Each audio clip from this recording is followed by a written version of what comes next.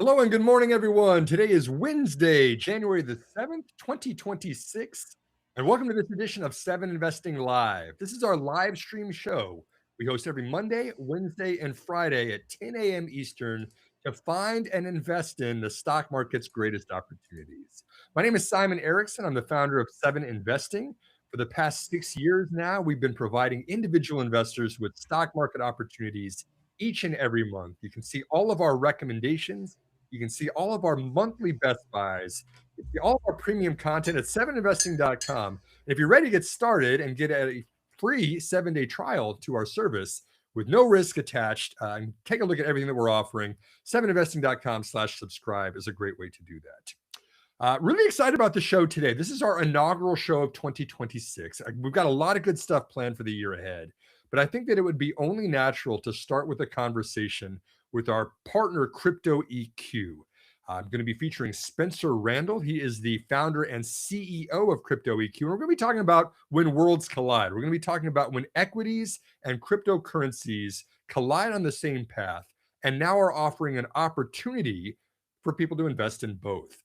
And we're going to talk about some of those companies that are not only offering stock trading or the exchanges that are offering stock trading, but also the crypto brokerages and the crypto exchanges too, seeing how the two of those are kind of blending together and what this is going to mean for investors everywhere. So really excited to get started with that one. We're going to be joined here with Spencer in just a moment, but I'll kind of kick off the conversation. And a shout out to Heather Horton, who's behind the glass right now, doing all of our producing of the show, making sure that this runs smoothly. If you do have any questions and you're attending live, please go ahead and post those there in the chat. We're also going to formally be taking a look at Coinbase in the second half of today's show. But I would like to get this one started. First and foremost, we saw some interesting moves here from the Nasdaq exchange. Recently, they have asked the SEC for approval for the tokenization of equities. This is a really interesting deal because we all know the Nasdaq and its exchange for stock trading out there. But now they're looking to tokenize stocks, which basically means the same thing. You can still buy and sell securities in individual companies, but it's going to be based on a blockchain. Now, what does that mean? Why is that any different? Why do I care? Well, first of all, it's going to bypass the rules of equities, of equity trading on exchanges like we've known. Used to be you kind of had to wake up at 9:30 in the morning Eastern time, and the markets closed at 4 o'clock Eastern time. You had to kind of do your trading within those windows. And there's some ways to do that, after hours and the kind of the limitations that we've existed before. But first and foremost, this is going to be available 24/5, 24 hours a day, 5 days a week, anywhere in the world. So you can do this trading on a blockchain anywhere you want to. But then on top of that, you can also get access to global equities everywhere. It doesn't just have to be American listed equities that are traded here on the American exchanges, or ADRs, the American Depository Receipts. You could trade on something like the NYSE or the Nasdaq. Now, all of a sudden, any company that is publicly listed is available for trading on any exchange through a blockchain like this. And we're going to dig a little bit deeper into that. Now joined by Spencer Randall, the founder and CEO of CryptoEQ. Spence, I've just introduced the news about the Nasdaq asking the SEC for approval for tokenizing equities and then offering that to its investors anywhere. First and foremost, welcome to the program, my man. So glad to have you here. And if you can kind of, dovetail that into your thoughts about why is Nasdaq so interested in doing this? Yeah, it's great to be back here, Simon. We've done these live streams and podcasts over the years, and this is a great time to come back together and talk about how equities and tokens and crypto are overlapping in a big way yet again. My name is Spencer Randall. I am co-founder of CryptoEQ, and we are a research firm for digital assets. I've personally been following the space daily for 8 years. I have a wealth of experience and knowledge to share with your audience. And CryptoEQ itself launched its first product in 2020, around the same time that 7investing started to build and find traction in providing research and insights on the equity side of things. Everything I share today with your audience, I want to layer in some more crypto native perspective to show that this has been building for a while.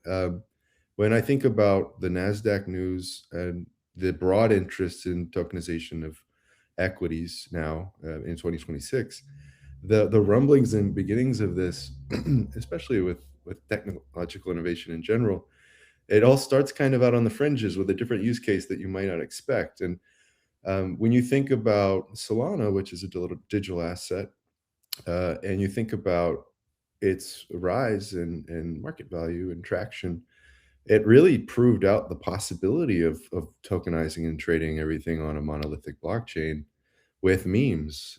So it's really memetics and tokenized jokes, and the trading volumes around that in 2024 and 2025 that kind of proved out that a blockchain, multiple blockchains are capable with their setup today to house this kind of volume and this kind of value.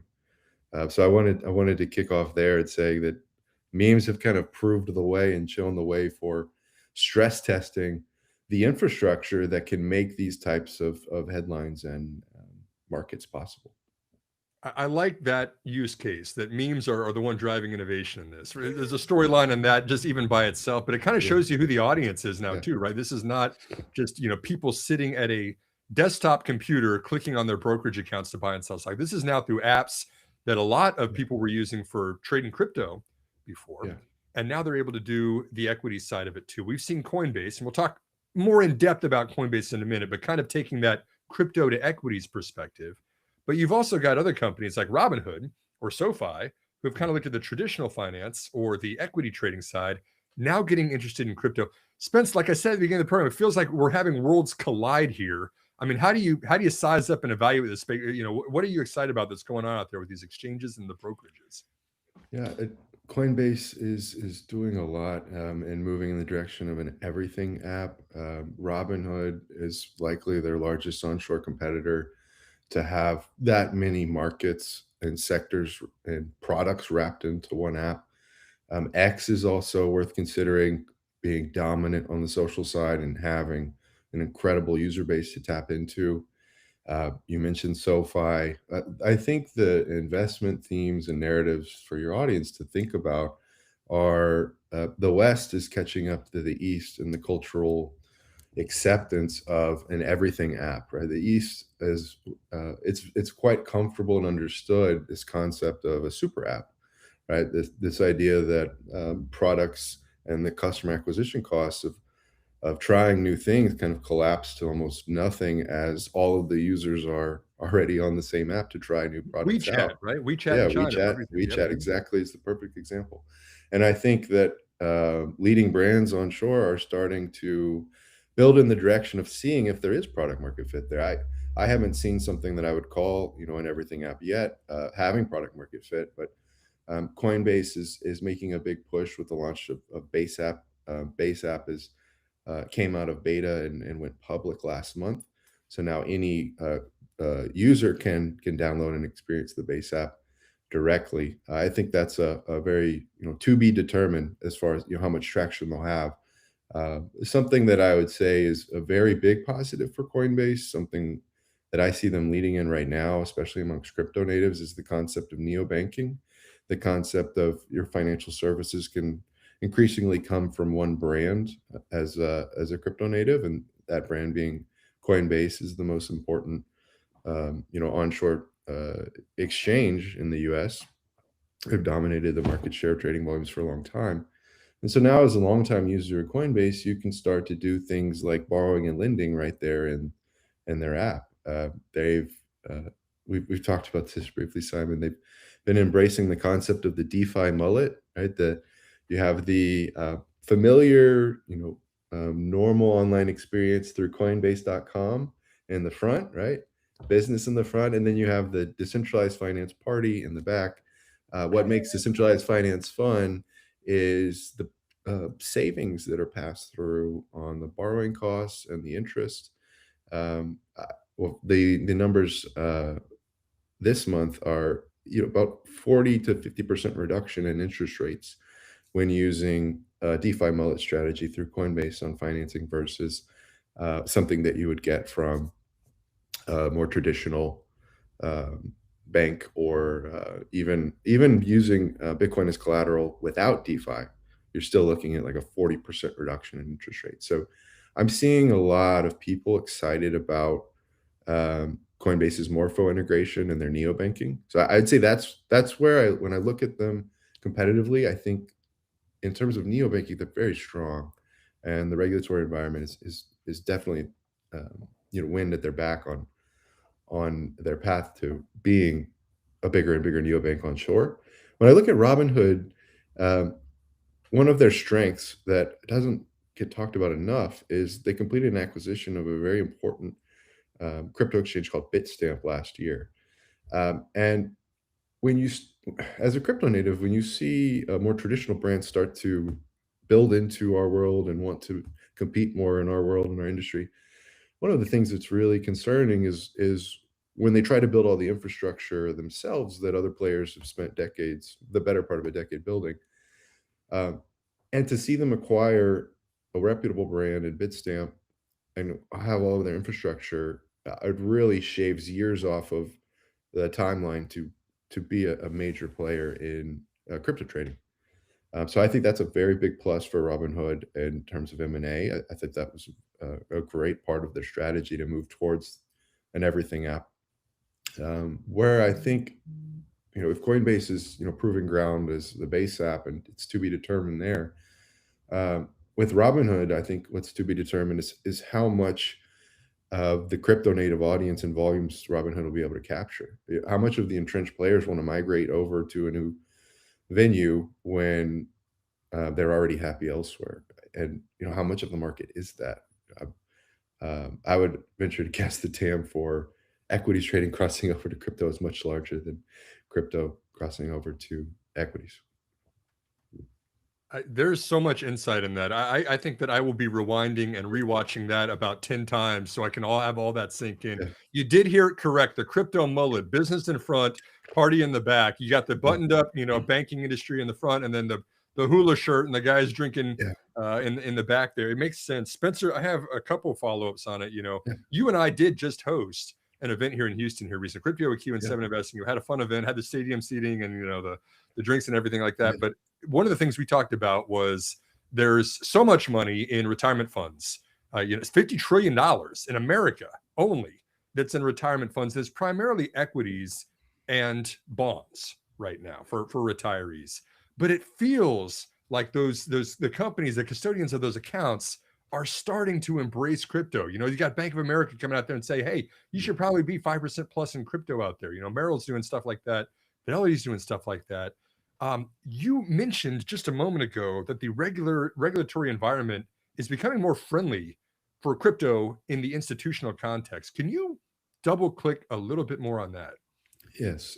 The One of the biggest pieces of legislation to be signed into law last year was the Genius Act, and when you look at the current admin's agenda that they established and communicated for the digital asset industry, it was a big part of the support they garnered in the 2024 election. Uh, they've been delivering and following through on what was promised. We've got a lot of the things that were in the agenda in the order in which they were described in the agenda. The Genius Act and stablecoin legislation was always supposed to be first in, and then things like the Clarity Act would follow. So the Genius Act was signed into law.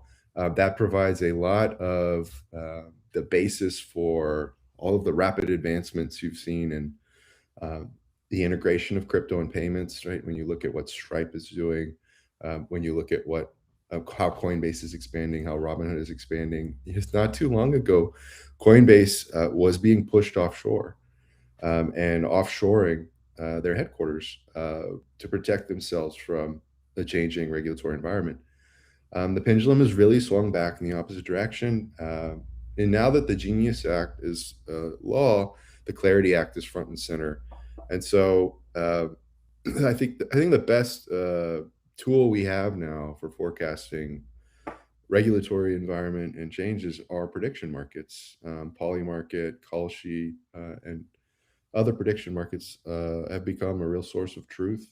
When you look at the poly market for the Clarity Act in 2025, it ranged between a 25 and 75% likelihood of being signed into law that year. Obviously, that didn't happen, and now we haven't seen a robust market yet form around predictions there.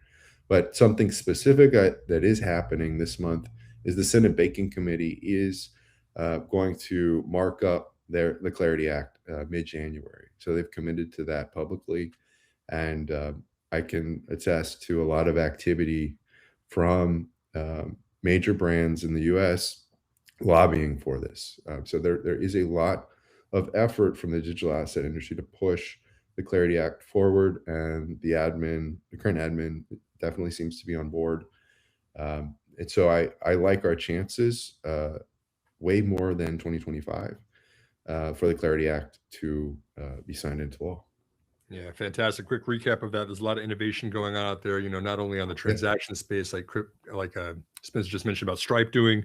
You've also got kind of Coin getting more favorable regulations here in the United States as opposed to looking overseas for more favorable regulations there. And then also the Clarity Act and the Genius Act, pushing the acceptance of crypto out there. But we're going to talk about crypto. We're going to talk about Coinbase here in just a moment.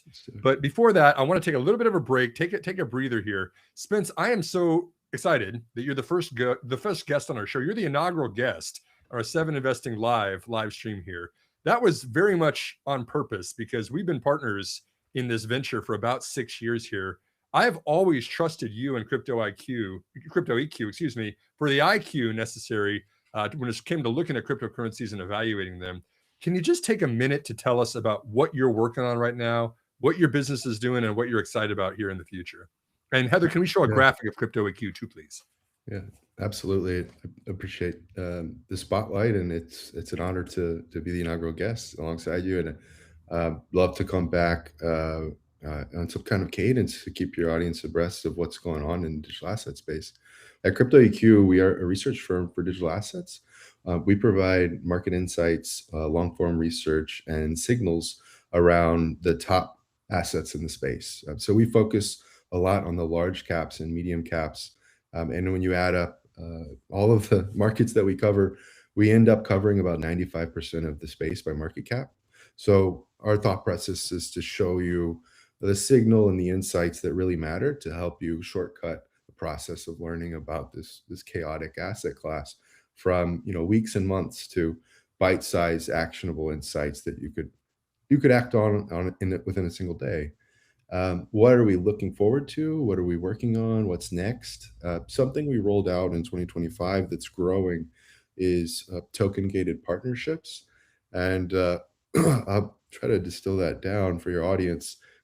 We're going to other tokenized assets and communities and bundling services together. So the idea is that if you are a crypto native or you have a crypto wallet, instead of a reoccurring SaaS model, you can sign in with your Web3 wallet, and that be your passport to have different on-chain perks like CryptoEQ. So we're seeing a lot of interest there in bringing our research to other crypto communities through a token-gated partnership. We're also working on the next iteration of our platform and incorporating more AI and machine learning in the insights that we provide. This will help us expand our token set and the assets that we cover dramatically while preserving the quality that's really always been a North Star for everything that we do. So those are two things that we're really excited about in 2026, expanding the platform through token-gated partnerships and new products. Yep, and you saw it there. Hopefully, if you're watching live or saw the video of this, cryptoeq.io is the website. You can certainly get a free account set up there for the basic membership, and then also the premium for $40 a month if you want to get more into the trenches and see all the things that Spencer's seeing. Fantastic. I love having you as a first guest on the show here, Spence. Before we wrap up, though, the last couple of minutes here, and we've got a hard stop at 9:30. We always want to make sure it's a short and sweet show, but let's talk about the stock in focus, which is Coinbase here today.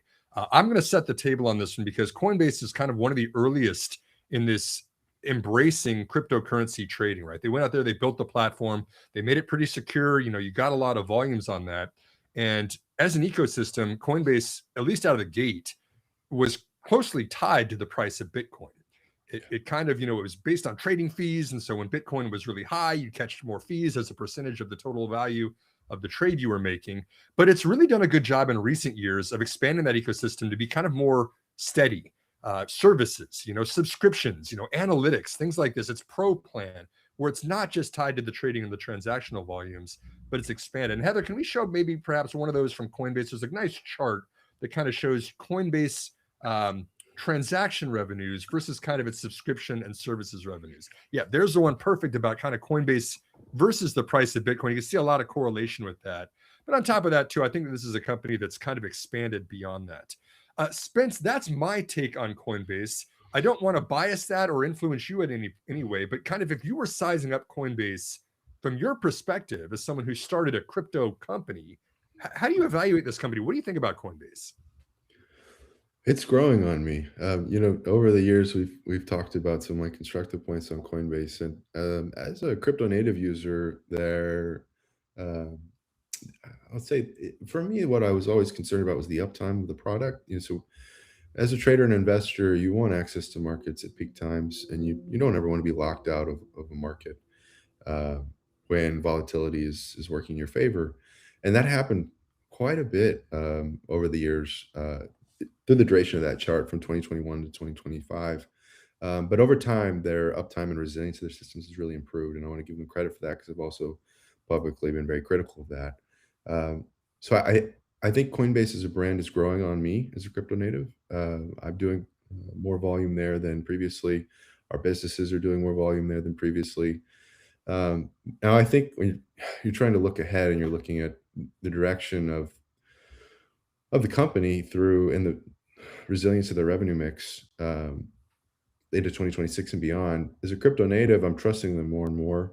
And I think a lot of crypto natives are. Now, the diversity of the revenue mixes, I think, is what really jumps out. When you look at the product demo that they had in 2025, they listed so many new things and features and products that are coming in various forms, whether it's beta or it's already live, that it's truly hard to remember all the ways that they want to grow the app. I mean, the Everything app is not an exaggeration. They have a lot planned, and I'll highlight some of the things that's jumped out at me. Prediction markets, right? We opened the show talking about really this idea that every aspect in which you want to speculate, trade, invest, or bank is coming to your living room 24/7. This idea of flying to Vegas to gamble, or driving to your regional bank branch to conduct your banking needs, to trading an equity, to buying a digital asset. The ramp up from uninitiated to being able to execute orders, transactions, trades is dropping to near zero. And so markets are becoming more persistent, right? We're seeing even traditional equity venues extending hours. And so it feels like Coinbase is a leading brand to be an everything app in your living room with continuous uptime and durability every hour of the day of every week. Um, so prediction markets is a great example. The neobanking is a great example. The base app has a lot to prove, but the possibilities are there. They also acquired a very important piece of the crypto derivative space. So more exotic trading products through the acquisition of Deribit. So they could become more of a leader here on shore in terms of leverage trading, options, futures. Uh, and they're working on being able to trade equities right through the venue, right through Coinbase.com. Um, so those are five things that I think lead. But I think the point here, Simon, and what you're getting at is the revenue mix is diversifying. And with the diversifying revenue mix, the question becomes, will this have less correlation to Bitcoin? Will the stock trade less on the sentiment of Bitcoin and more on the fundamentals and merits of the revenues and the top line and margins? Um, that's a great question for 2026. The foundation is certainly being set. Very exciting. We're going to open up the last couple of minutes here for questions. If you are watching live on our YouTube or on our Twitter handle, please go ahead and submit your questions. We'll jump into those in just a minute. And Heather, if we don't have anything from the audience, I'll come to you for a question if you want to ask anything. But I'm going to start the first one out with you here, Spencer. You are much more in the trenches of doing this on the crypto side of it than I am. And I want to ask you a two-part question. The first is, if you are a novice interested in investing in crypto, which exchange would you recommend? Or if you were going to recommend to a novice, which would you recommend they use? And then the second part of that question is, if you are an expert like yourself, which of these crypto exchanges would you use? Yeah, I think with the question for a beginner, you want usability, and comfortability and security to be top of mind. You want the onboarding process to be very straightforward.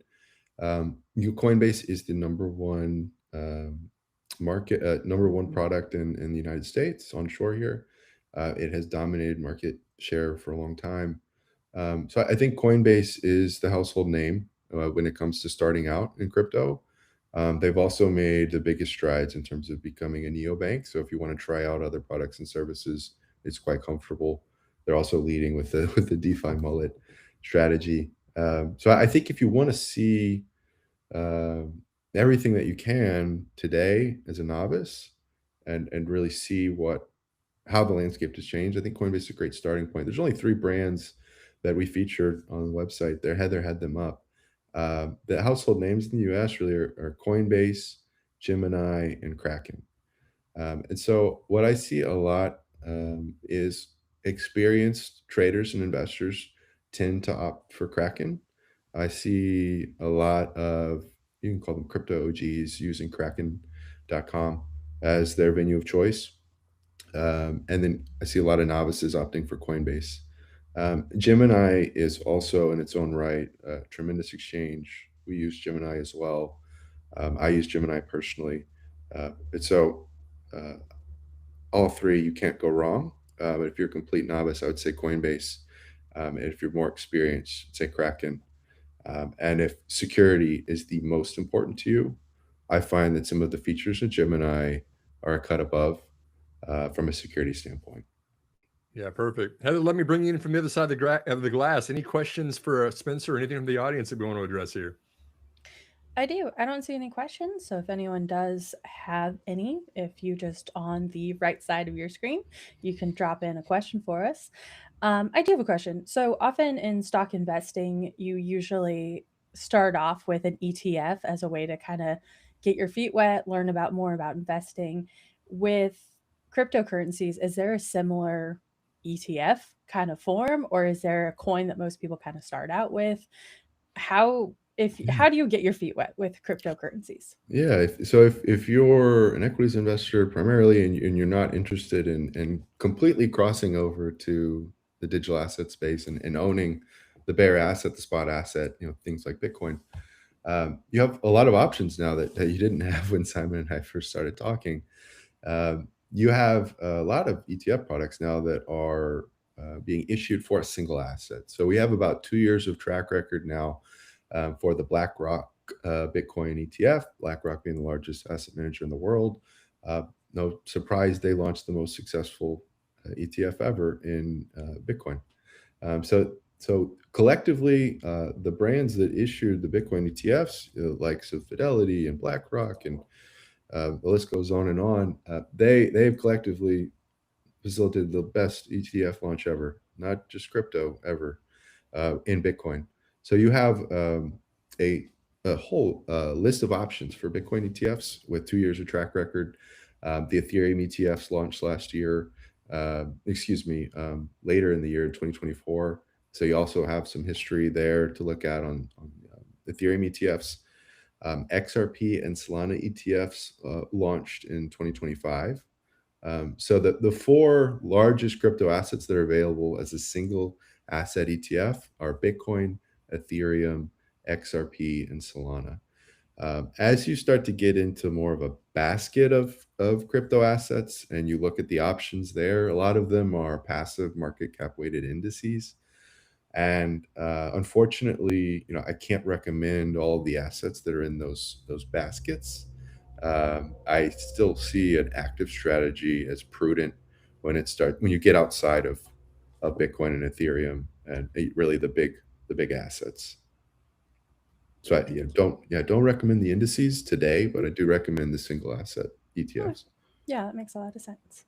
It's so interesting to see how this is following a lot of the same trajectory that we saw with the original exchanges, right? Or even the brokerages, right? It used to be Yeah. kind of you put some money into an account, it was Fidelity or a Schwab, whatever it might be, and then you grow it over time, and then you have a managed service or a fund of theirs that you put those assets in. It's going to be a kind of a similar trajectory here as the world is embracing crypto. Spencer, thanks again. We're at the end of the show here, but man, I really appreciate your insights. And cryptoeq.io, if anybody wants to learn more about your business. Thanks very much for being here. Yeah, thank you for having me at another fun podcast, and I look forward to coming back to share more insights. Absolutely. And a quick recap for anyone who is watching the show. We talked about the crypto mullet, business in front, party in back. We talked about neo banking. We talked about regulatory climate out there. And some of the companies mentioned on the show, Nasdaq ticker is NDAQ. Coinbase is COIN, and Robinhood is HOOD. You can follow up on your own. Reminder that none of these equities is an official recommendation necessarily. Do your own diligence. My name is Simon Erickson. Thanks for attending today's episode of 7 Investing Live. On Friday's show coming up, we're going to have former 7 Investing advisor Steve Symington talking about the AI trade, and we're going to be looking at Lemonade a little bit more closely as the company in that one. So looking forward to Friday's show. Again, that'll be at 10 a.m. Eastern time. Every Monday, Wednesday, and Friday morning, we're going to be bringing you a new investing opportunity to the market. We talked about cryptocurrencies today with Spencer Randall from CryptoEQ. We'll see you again on Friday. Hope you have a great day.